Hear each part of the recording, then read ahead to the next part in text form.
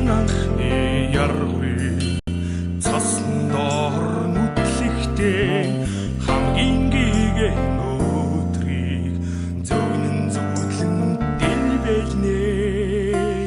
Айрны өсрөх үдшээр чамтайгаан учрахтаа харцны чиний хүндэг гонгийг хараагүй л байсан да. Айрны өсрөх үдшээр чамтайгаан учрахтаа харцны чиний хүндэг гонгийг хараагүй.